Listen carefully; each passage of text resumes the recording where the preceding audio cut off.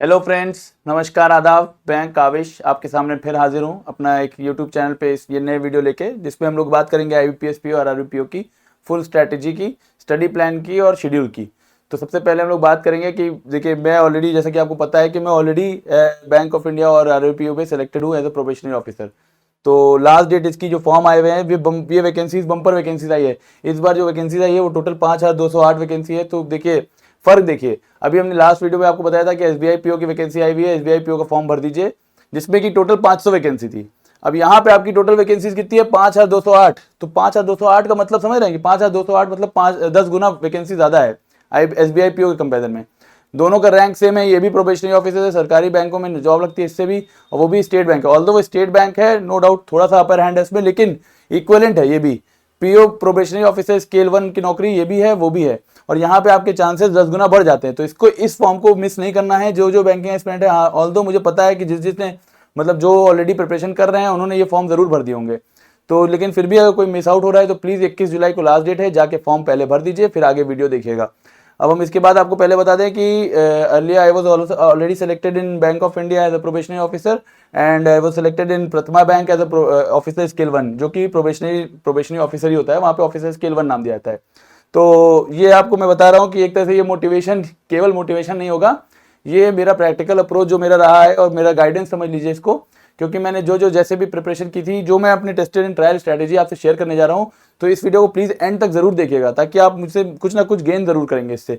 और जैसा कि मैंने बताया, ये मेरा यूट्यूब चैनल है, इसको आप सब्सक्राइब कर लीजिएगा, ताकि हम लोग सारी रिसेंट अपडेट जितनी भी गवर्नमेंट जॉब्स की आती रहेगी, हम लोग आपको अपडेट लाते रहेंगे। यहाँ पे आप डेट देख रहे हैं, 21 जुलाई को लास्ट डेट है। तो 21 जुलाई की लास्ट डेट यानी आज 19 तारीख है, 2 दिन बचे हैं। फॉर्म किसी ने नहीं भरा है तो प्लीज जाके पहले फॉर्म भरें। ये वीडियो हम लोग का शॉर्ट रहेगा, बहुत ज्यादा लंबा वीडियो नहीं बनाएंगे, ताकि आपका टाइम वेस्ट ना हो। फिर हम लोग यहाँ बात करते हैं कि अगस्त में आपका पेपर है, 1 महीना बचा है, अभी आप प्रिपरेशन कर ही रहे होंगे। तो प्री में आपका बेसिकली जो है क्वांट, रीजनिंग और इंग्लिश पे ही फोकस करना है। बाकी जनरल अवेयरनेस वगैरह पे, कंप्यूटर्स पे आप लोग मेंस में फोकस करिएगा।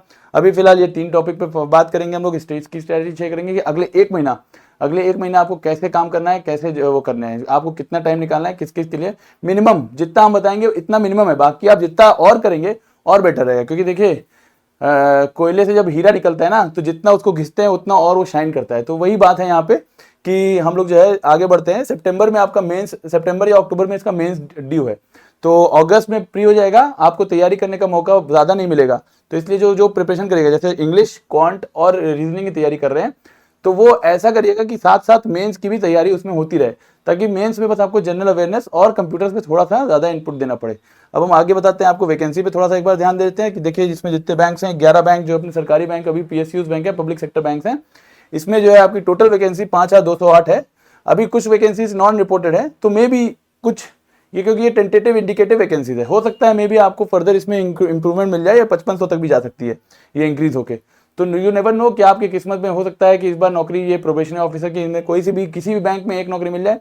प्रेफरेंस भरते वक्त ध्यान रखिएगा कि प्रेफरेंस भरते वक्त आप लोग को, मैंने जैसे कि जब मैंने तैयारी की थी तो मुझे गाइडेंस नहीं मिल पाई थी, इतनी मुझे पता नहीं था। तो मैंने जब फॉर्म भरा था तो इसमें मेरे साथ क्या हुआ था कि मैंने बैंक ऑफ इंडिया को सबसे ऊपर रखा था, जबकि ऑल्दो ये, अगर मुझे पहले पता होता तो मैं पंजाब नेशनल बैंक में जैसे नॉर्थ पोस्टिंग मिलती है, तो ये नॉर्थ में उसके ऊपर रखता मैं। और जैसे इंडियन बैंक में जो साउथ प्रेफरेंस रखते हैं, तो साउथ पोस्टिंग इसमें ज़्यादा मिलती है।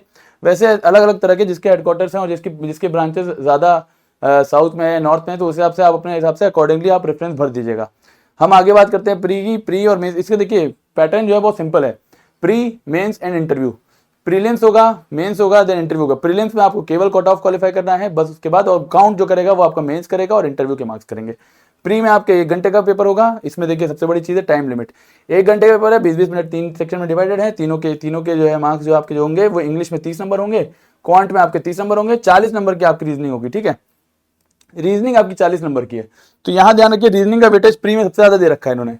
तो रीजनिंग पे आप लोग डेली प्रैक्टिस करना बहुत इंपॉर्टेंट है। अभी हम आपको स्ट्रेटेजी बताते हैं कि कैसे करना है। अगले 30 दिन का प्लान है। अगर आप ये 30 दिन कर लेंगे तो प्रीलिम्स आप पक्का निकाल लेंगे, क्योंकि प्रीलिम्स में बस केवल कट ऑफ निकालना है। और एक बार हैबिट में आ गए आप, तो अगले 2 महीने अगर आपने सही से पढ़ाई कर ली, तो ये देखिए बैंकिंग एस्पिरेंट के लिए सबसे बड़ी चीज है, सबका ड्रीम जॉब होता है कि वो एक बार जो है वो प्रोबेशनरी ऑफिसर किसी भी बैंक में अपॉइंट हो जाए। तो ये आपको गोल्डन अपॉर्चुनिटी मिल रही है, ये अपॉर्चुनिटी को आप मिस मत करिएगा, ठीक है। इसके बाद आप लोग का जब अगर आपने प्री क्वालिफाई कर लिया, कट ऑफ क्लियर कर लेंगे, तो इसके बाद मेंस एग्जाम में आपके देखिए जो मैंने बताया ना, अब यहाँ पे क्या होता है ना, डीआई आएगा, मैथ्स नहीं आएगा, डीआई आएगा। डीआई के लिए आपको बेसिक कैलकुलेशन बहुत तेज रखनी होगी, अपनी कैलकुलेशन स्पीड पे बहुत डेली वर्क करिएगा। फिर रीजनिंग आएगा, इकोनॉमी, ये फाइनेंशियल अवेयरनेस, इसके मार्क्स दे रखे हैं, ये आपको शेड्यूल, इसमें ज़्यादा टाइम वेस्ट नहीं करेंगे हम लोग कि कितने मार्क्स से क्या होता है। ये आपने जहाँ तक हमें लगता है जब फॉर्म भरा होगा तो सब आपने देख ही लिया होगा, जानकारी आपको सारी हो ही गई होगी। 60 नंबर का ये होता है, 50 नंबर का होता है।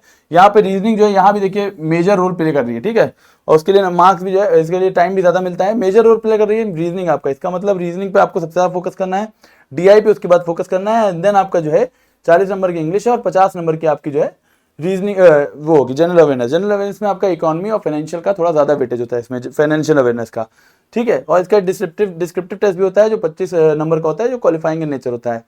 आगे हम बात करते हैं। अब देखिए मैंने वही कहा, ये वीडियो केवल मोटिवेशन नहीं होगा, ये एक स्ट्रैटेजी वीडियो होगा, ये आपको एक गाइडेंस होगा। मैंने जिस तरह से ये पेपर निकाला था IBPS PO का और RVPO का, वो मैंने कौन सी स्ट्रैटेजी ली थी, कौन सा, ये टेस्टेड एंड ट्रायल स्ट्रैटेजी है। मैं भी शुरू में बहुत कभी कभी वो हो जाता था, कई बार मैंने पेपर दिया, मेरा कल सिलेक्शन नहीं हुआ, कई बार मैं डिमोटिवेट भी हुआ, लेकिन मैंने हिम्मत नहीं हारी, मैं अपनी स्ट्रैटेजी पे वर्क करता गया और फाइनली जो मैंने स्ट्रैटेजी अपनी अपनाई थी जिससे मेरे सिलेक्शन हुए, वो मैं आपसे शेयर करता हूँ। क्योंकि देखिए सिर्फ फॉर्म भरने से सिलेक्शन नहीं होगा, आपको स्ट्रैटेजी होनी बहुत जरूरी है, स्ट्रैटेजी भी होनी चाहिए आपके पास। कैसे प्रिपरेशन करनी है, आपका पैटर्न पता ही है, सिंपल है, प्रीलिम्स, मेंस एंड इंटरव्यू। अब आपका प्रिपरेशन जो है ना वो हमेशा स्मार्ट स्टडी करिएगा आप, प्रिपरेशन स्मार्ट होनी चाहिए। देखिए स्मार्ट, आप हार्ड और स्मार्ट में आपको बेसिक में अंतर पता ही है। तो यहाँ पे हम आगे बात करते हैं प्रीलिम्स किस तरह का होता है। प्रीलिम्स में आपको basic, prelims is all about calculation speed, reading speed and time management under pressure. तो यहाँ पे सबसे पहले चीज़ जो मैटर करती है ना वो कैलकुलेशन स्पीड मैटर करेगी। तो वही मैंने आपसे सबसे पहले बताया कि प्रीलिम्स में और मेंस में दोनों में आपका मैथ्स में जो होगा ना वो फोकस मेन कैलकुलेशन स्पीड का हो। कॉन्सेप्ट आपको भले ही बहुत आता हो, सारा आपने चैप्टर आते हो, सब कुछ पढ़ रखा हो, लेकिन अगर आपकी स्पीड अच्छी नहीं होगी तो आप पेपर नहीं निकाल पाएंगे, दिक्कत आएगी आपको क्रैक करने में। क्योंकि लोग जो है स्पीड के लिए बहुत वर्क कर रहे हैं, डेली अपना प्रैक्टिस कर रहे हैं, और इसका आप सिर्फ और सिर्फ प्रैक्टिस, स्पीड के लिए बस आपका एक ही सोल्यूशन है, वो है प्रैक्टिस। जितनी आप, the more you practice the more you become better, ठीक। अब हम लोग आगे बात करते हैं रीडिंग स्पीड की। रीडिंग स्पीड आपको डेली कुछ ना कुछ पढ़ते रहना है, कोई भी आर्टिकल पढ़िए, कोई भी बुक पढ़िए, कोई न्यूज़पेपर पढ़िए, कोई एडिटोरियल पढ़िए। बस आपको कॉम्प्रहेंसिव पावर अपनी बढ़ानी है कि वो जो कहना चाह रहा है वो आपको समझ में आ रहा है कि नहीं आ रहा है। चाहे कितना भी हार्ड हो, चाहे कितनी भी इंग्लिश ईजी हो, अगर आपको वो समझ में नहीं आ रही है तो कोई मतलब नहीं है। तो सबसे पहले आपको रीडिंग स्किल अपनी अपनी इंप्रूव करनी है, और टाइम मैनेजमेंट अंडर प्रेशर, क्योंकि आपको प्री में सिर्फ और सिर्फ 60 मिनट का टाइम मिलेगा, 60 minute, that is 20 minute for each. तो 20 मिनट्स में आपको पूरा सॉल्व करना है पेपर। 40 नंबर की रीजनिंग आएगी, 30 नंबर की मैथ्स आएगी, 30 नंबर की इंग्लिश आएगी, तो वो पूरा आपको सॉल्व करके देना होगा। आपको 2 मॉक डेली लगाना है, ये मेरा अपना खुद का पर्सनल अप्रोच है। आप लोग चाहे तो अपना अप्रोच अलग भी लगा सकते हैं, लेकिन मैं आपको एक एज अ मतलब सेलेक्टेड कैंडिडेट की तरह आपको बताना चाहूंगा कि अगर आपने ये स्ट्रैटेजी अपना ली तो ये श्योर शॉर्ट सिलेक्शन देगा आपको। 1-2 डेली मॉक देने हैं, एक आपका होगा उसमें स्पीड के लिए, दूसरा होगा एनालिसिस के लिए। देखिए बात ये आती है कि मॉक, खाली मॉक नहीं लगाते रहना है। अगर आप मॉक लगाते रह जाएंगे तो सिर्फ मॉक लगाने का कोई मतलब नहीं है। मॉक लगाने के बाद उसको जो आएगा, रिजल्ट आएगा, जो एनालिसिस करेंगे आप उसको, वो मैटर करता है। क्योंकि देखिए हमेशा याद रखिएगा, एनालिसिस जो है ना वो बहुत इंपॉर्टेंट है मॉक के मार्क्स से। मार्क्स आपके भले ही कम आ रहे हो, लेकिन अगर आपने उस मॉक से जानकारी हासिल की, कुछ आपने समझा उससे, या कुछ इंप्रूवमेंट मिला, जैसे कि आपने उसमें समझा कि आपकी मिस्टेक्स क्या क्या है, आपका वीक एरियाज क्या है, तब आप उस पर वर्क करेंगे, ठीक है। आप उस पर वर्क करेंगे, इंप्रूव करेंगे एंड फिर अप्लाई करेंगे। ये आपका, इसका समझ लीजिए, ये जो है ना जस्ट यही है कि आपको मॉक लगाना है, मॉक में आपको मिस्टेक्स देखनी है, क्या मिस्टेक्स है, फिर उसमें वीक एरियाज देखना है, देन इंप्रूव करना है और अप्लाई करना है वो चीज़। फिर हम लोग आगे बात करते हैं। अब हम लोग सब्जेक्ट वाइज 3 टॉपिक हैं आपके, रीजनिंग, इंग्लिश और मैथ्स, तीनों के बारे में हम लोग 1 बाय 1 बात कर लेते हैं। सबसे पहले रीजनिंग पे बात करते हैं। रीजनिंग में क्या होगा, रीजनिंग में आपका जो है तो ओनली थिंग इज पजल्स। देखिए इनइक्वालिटी और लॉग्स में टाइम वेस्ट ज्यादा मत करिएगा, क्योंकि ये बहुत बेसिक सी चीजें हैं, ये सभी लोग स्कोर कर लेंगे। आपको कुछ अलग करना पड़ेगा। जैसे 100 में से मान लीजिए 60 नंबर सबके सब आ जाएंगे, सब लोग ले आएंगे, क्योंकि टॉपिक जो होते हैं वो इजी लेवल के भी होंगे। इजी लेवल पे हर कोई चलेगा, बात वहां फंसेगी जब यहां से चलने में, जब यहां तक आते थे, जब यहां चलना होगा, जब ये एरिया जब क्रॉस करना होगा ना, तो आपको इसके लिए एक्स्ट्रा एफर्ट निकालना पड़ेगा। तो 60 नंबर लाना तो ईजी है, लेकिन यही 100 में से आपको जब 75 पार करना होगा ना, जब 75 के लिए ट्राई करेंगे ना, तब मजा आएगा आपको, तब आपको इसके लिए कुछ एक्स्ट्रा एफर्ट करना पड़ेगा। तो एक्स्ट्रा एफर्ट कहाँ आएगा, वो पजल्स में आएगा।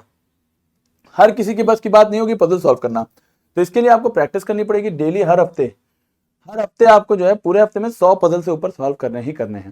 100 पजल यानी कि डेली 10 से 15 पजल डेली लगाने हैं आपको। कहीं भी आप बैठे हैं तो एक पजल उठाया, लगाना शुरू किया। पजल में आपको क्या है कि इससे आपको स्पीड बढ़ेगी, आपको उसकी ग्रास्पिंग पावर बढ़ेगी।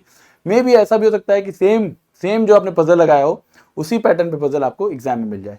तो इस चीज का बहुत ध्यान रखिएगा आप। इसके आगे मैं बताऊंगा आपको कि सबसे पहले देखिए, कोई इसमें ना कोई बुक नहीं यूज करिए, बुक से आप डिस्ट्रैक्ट होंगे। 4 तरह की बुक ले लेंगे, देखते रहेंगे अरे इसमें से भी लगा लें, इसमें से भी लगा लें, और अल्टीमेटली आप कंफ्यूज होकर किसी में से नहीं लगा पाएंगे।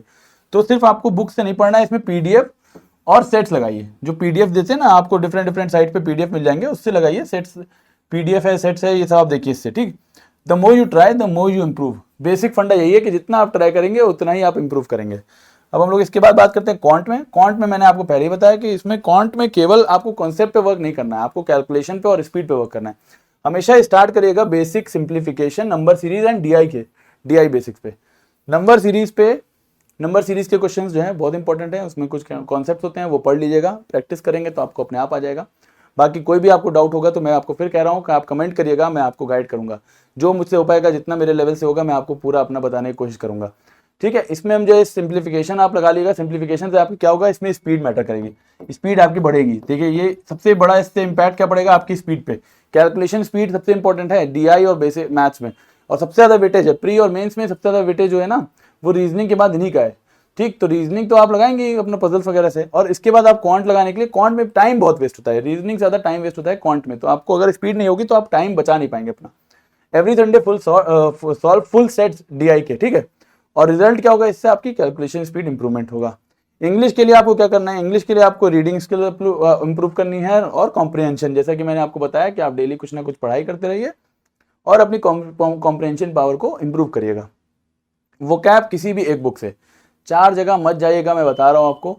इसके लिए वोकैब के लिए एक पर्टिकुलरली कोई भी बुक ले लीजिएगा, चाहे ब्लैक बुक ले लीजिए, चाहे नीतू सिंह मैडम की बुक आती है, चाहे कोई भी XYZ किसी भी की भी ले लीजिएगा, लेकिन आप एक ही बुक लीजिएगा। 4 बुक लेने से पढ़ने से अच्छा है कि केवल एक बुक से पढ़िए और 2 बार पढ़ लीजिए उसको, 4 बार पढ़ लीजिए, ठीक। अब प्रैक्टिस करिए क्लोज टेस्ट का, एरर डिटेक्शन का। इसका सिर्फ यही एकमात्र सोल्यूशन है कि जितना प्रैक्टिस करेंगे आप क्लोज टेस्ट की और एरर डिटेक्शन की, उतना ही आप जो है जानेंगे। इसीलिए मैं बता रहा हूँ मॉक टेस्ट दीजिए, तो मॉक टेस्ट का एनालिसिस जरूर करिएगा। बिना एनालिसिस के कभी कोई फायदा नहीं होगा, आपको मॉक्स में नंबर इंप्रूव नहीं होंगे।